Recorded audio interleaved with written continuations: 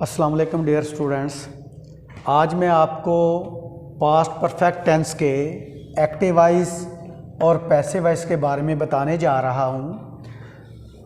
Past perfect tense, सबसे पहले हमें पता होना चाहिए पास्ट परफेक्ट टेंस क्या होता है। पास्ट परफेक्ट टेंस ऐसा फेल या ज़माना होता है जिसमें कोई काम गुज़रे हुए वक़्त में पाया तकमील तक पहुँचाया जाए। जैसा कि मैं यहाँ पे एक फ़िक्रा लिख चुका हूँ, दे हैड फिनिश्ड द वर्क, वो काम ख़त्म कर चुके थे।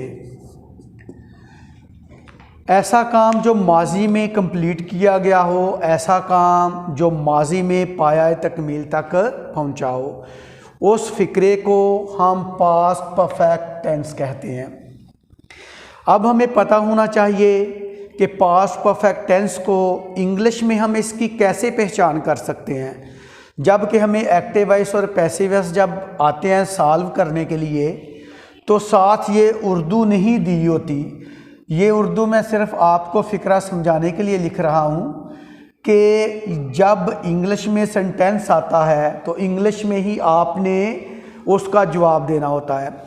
अब सबसे पहले आपके पास जब भी आप एक्टिव वॉइस का सिंपल सेंटेंस शुरू करते हैं तो आपके पास सब्जेक्ट आता है। सब्जेक्ट के बाद आपके पास अमदादी फ़ेल आता है, जिसे इंग्लिश में आप हेल्पिंग वर्ब भी कहते हैं।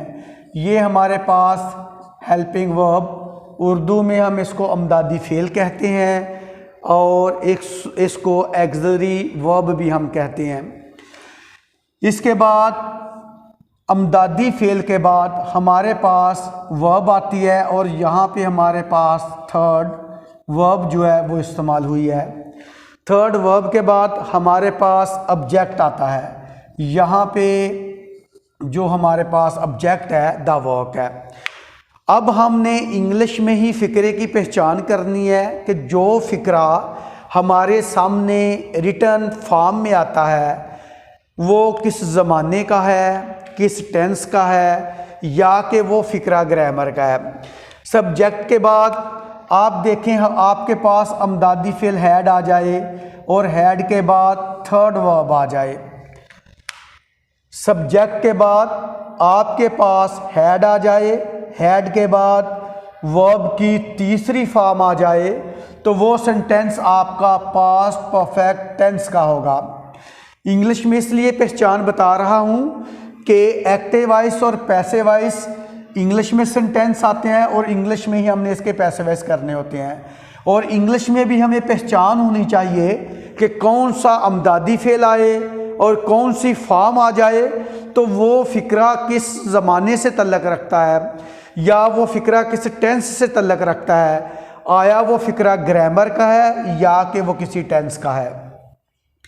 तो अब ये जो हमारे पास अमदादी फ़ेल और इसके साथ तीसरी फॉर्म, ये दोनों चीज़ें ज़ाहिर कर रही हैं कि ये जो फ़िक्रा हमने राइट किया ये हमारे पास पास्ट परफेक्ट टेंस का फ़िक्रा है। अब इसका हमने एक्टिव वॉइस से पैसिव वॉइस करना है। अब हमारे पास पास्ट परफेक्ट टेंस में सिर्फ एक ही अमदादी फ़ेल इस्तेमाल होगा और वो अमदादी फ़ेल हमारे पास हैड है। हैड अमदादी फ़ेल ये हमारे पास सिंगुलर प्लस प्लूरल, ये हमारे पास सिंगुलर और प्लूरल सेंटेंसेस के साथ, नाउन्स के साथ और प्रोनाउन के साथ हैड इस्तेमाल होगा। पास्ट परफेक्ट टेंस में सिर्फ हमारे पास एक ही अमदादी फ़ेल इस्तेमाल होगा और वो अमदादी फ़ेल जो इस्तेमाल होगा वो हैड है हमारे पास, और इसके बाद हमेशा तीसरी फॉर्म इस्तेमाल होगी। जैसा कि मैं अपने पिछले लेक्चर में प्रेजेंट परफेक्ट टेंस में भी आपको बता चुका था कि कोई भी आपके पास परफेक्ट का सेंटेंस आ जाए तो उसमें हमेशा आपने थर्ड फॉर्म लगानी होती है, और पैसिव वॉइस में हमेशा आप थर्ड फॉर्म ही लगाते हैं। अब जब इसका हम पैसिव वॉइस करेंगे, जैसे हम पीछे पैसिव वॉइस कर रहे हैं, पिछले टेंसेस का हमने पीछे पैसिवाइज किया, उसी तरह इसका हम पैसिवाइज करेंगे। फ़िक्रे के शुरू में पैसिवाइज में हमारे पास ऑब्जेक्ट आएगा, लेकिन ऑब्जेक्ट जो है उसकी हमारे पास सब्जेक्टिव जो है वो हालत आएगी। अब हमारे पास द वर्क यहाँ पे जो एक्टिव वॉइस में है वो यहाँ पे हमारे पास एज ए ऑब्जेक्ट आया। जब हमने इसका पैसिव वॉइस किया तो यहाँ पे ये हमारे पास एज ए सब्जेक्टिव आ गया। इसके बाद अमदादी फेल, जिसको आप इंग्लिश में हेल्पिंग वर्ब कहते हैं, और जब आपने इसका पैसिव वॉइस बनाना है, जैसे आपने प्रेजेंट परफेक्ट का बनाया उसमें आपने बिन का इजाफा किया, तो यहाँ पे भी आपने बिन का इजाफा करना है। थर्ड फॉर्म पैसिव वॉइस में हमेशा तीसरी फॉर्म आती है और यहाँ पर भी आपने थर्ड वर्ब जो है उसका इस्तेमाल करना है। ये मेन वर्ब भी कहलाती है। मेन वर्ब, जो मेन वर्ब है वो आपने तीसरी फॉर्म लगानी है।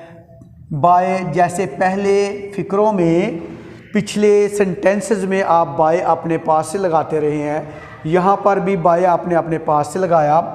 अब लास्ट पे हमारे पास ये सब्जेक्ट आ गया।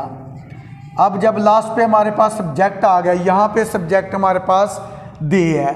अब दे की हमने जब इसको सब्जेक्टिव हालत इसकी लगानी है, सब्जेक्ट लगाना है, लेकिन इसकी ऑब्जेक्टिव जो कंडीशन है उसको आपने यूज़ करना है। अब इसकी ऑब्जेक्टिव कंडीशन जो है दे की वो दिम है।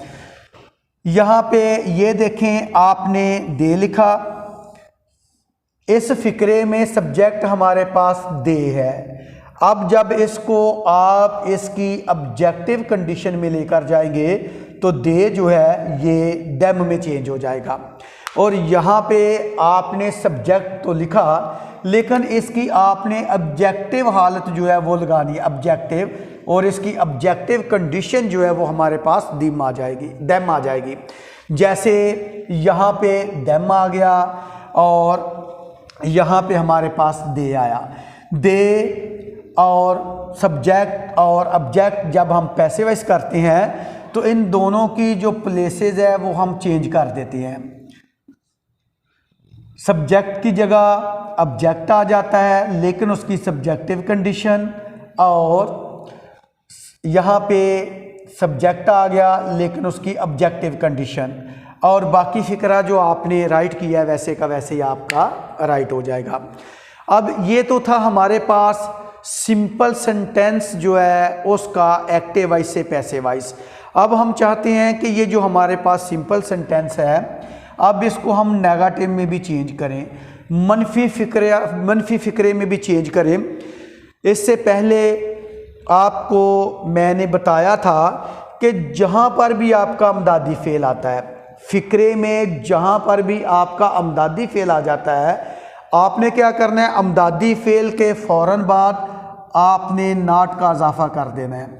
जब आप अमदादी फेल के फ़ौरन बाद नाट का इजाफा करते हैं तो वो सिंपल सेंटेंस जो है वो आपका नेगेटिव सेंटेंस में चेंज हो जाएगा। अब यहाँ पे था वो काम ख़त्म कर चुके थे, अब यहाँ पे जब नाट आ गया तो नहीं का लफ्ज़ इस्तेमाल हो जाएगा। जैसा दे हैड फिनिश्ड द वर्क, वो काम ख़त्म कर चुके थे, तो यहाँ पर आ जाएगा वो काम ख़त्म नहीं कर चुके थे।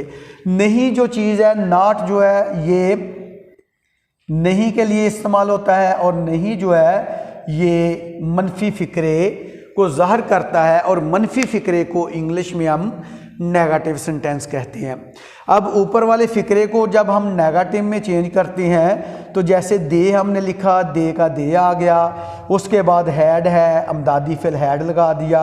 अब अमदादी फेल के बाद जब हमने नाट लगा दिया तो ये फ़िक्रा नेगेटिव में आ गया, जबकि ऊपर वाले फ़िक्रे में हमने नाट नहीं लिखा, वो सिंपल में रह गया। अब ये सिंपल है और ये मनफी का सेंटेंस आ गया। फिनिश्ड की जगह हमने फिनिश्ड लगा दिया, द वर्क, और द वर्क का वैसे हमने राइट कर दिया। अब इसी को जब हमने पैसिव वॉइस में चेंज किया तो वही चीज़ आ गई। सबसे पहले जैसे हमने सब्जेक्टिव कंडीशन लगाई थी ऑब्जेक्ट की, वैसे के वैसे हमने लिख दी। अब यहाँ पे अमदादी फ़िल हैड आ गया, हैड के बाद आपने नॉट लगा देना है। तो आपका जो सेंटेंस है सिंपल पैसिव वाइज सेंटेंस जो है वो नेगेटिव में चेंज हो जाएगा। बिन का आपने इजाफा किया, फिनिश्ड जैसे आपने लिखा फिनिश्ड आ गया, बाय जैसे आपने लिखा बाय आ गया, और दैम की जगह दैम आपने लिख दिया। अब ये तो हमने बना लिया नेगेटिव सेंटेंस। आगे हम चाहते हैं कि सिंपल सेंटेंस को इंटेरोगेटिव में भी चेंज करें। कोई भी फिक्रा चाहे वो टेंस का हो, ग्रामर का हो, उसको जब आप इंटेरोगेटिव में चेंज करना चाहते हैं तो जो आपका हेल्पिंग वर्ब होता है, जिसको आप अमदादी फ़ेल कहते हैं, जो आपका एक्सिलरी वर्ब होता है, उसको आपने फ़िक्रे के शुरू में लगा देना है या सब्जेक्ट से पहले। ये आपका सब्जेक्ट है, इससे पहले जब आपने अमदादी फ़ेल लगा दिया तो ये सिंपल सेंटेंस आपका सवालिया फ़िक्रे में चेंज हो गया, इंटेरोगेटिव सेंटेंस में चेंज हो गया। और या लास्ट पे जहाँ पे आपका फ़िक्रा ख़त्म होता है, सेंटेंस जहाँ पे आपका ख़त्म हो रहा है, उसके आगे आप क्वेश्चन मार्क्स लगा दें तो आपका सिंपल सेंटेंस जो ऊपर आपने लिखा हुआ है वो आपका इंटेरोगेटिव सेंटेंस में चेंज हो गया। इसी तरह आप चाहते हैं आपका पैसिव वॉइस जो है, जब आपने सिंपल सेंटेंस को इंटेरोगेटिव में चेंज किया एक्टिव वॉइस में, अब आप चाहते हैं कि इसको पैसिव वॉइस में भी हम जो है वो इंटेरोगेटिव में चेंज करें। जैसे आपने एक्टिव वॉइस में फ़िक्रे के शुरू में या सब्जेक्ट से पहले अमदादी फ़ेल लगा दिया, इसी तरह आपने पैसिव वॉइस में भी अमदादी फ़ेल जो है उसको फ़िक्रे के शुरू में लगा देना है। तो वो फ़िक्रा आपका जो है वो इंटेरोगेटिव का हो जाएगा और फ़िक्रे के लास्ट में आपने सवालिया निशान लगा देना है। अब आप चाहते हैं कि यही फ़िक्रा जो है हमारा, ये फ़िक्रा हमारा इंटेरोगेटिव और नेगेटिव कंडीशन में चेंज हो जाए। हम इसको इंटेरोगेटिव और नेगेटिव कंडीशन में चेंज करना चाहते हैं इस सिंपल सेंटेंस को। तो फ़िक्रे को इंटेरोगेटिव करने के लिए अमदादी फ़ेल को हम फ़िक्रे के शुरू में लगा देते हैं और सब्जेक्ट के बाद नॉट लगा देते हैं। सब्जेक्ट जो है वो अमदादी फ़ेल और नॉट इन दोनों के दरमियान में आ जाएगा। तो फ़िक्रा और लास्ट पे जहाँ पे फ़िक्रा हमारा ख़त्म हो रहा है वहाँ पे हमने सवालिया निशान लगा देना है। तो ये जो फ़िक्रा है ये हमारे पास इंटेरोगेटिव और नेगेटिव दोनों कंडीशन में आ जाएगा। जैसे ऊपर वाला फ़िक्रा था हमारे पास, they had finished the work.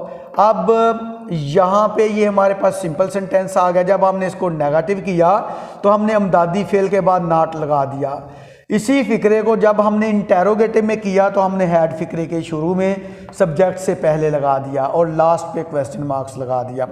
अब इसी फ़िक्रे को हमने नेगेटिव और इंटेरोगेटिव में करना है। तो इंटेरोगेटिव में अमदादी फ़ेल जो है वो स्टार्ट में आ गया, फ़िक्रे के शुरू में आ गया, और नॉट जो है उसको हमने साथ लगा दिया सब्जेक्ट के बाद।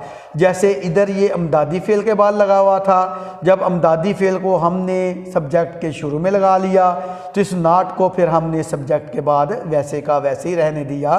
तो ये फ़िक्रा हमारे पास इंटेरोगेटिव और नेगेटिव दोनों कंडीशन में आ गया।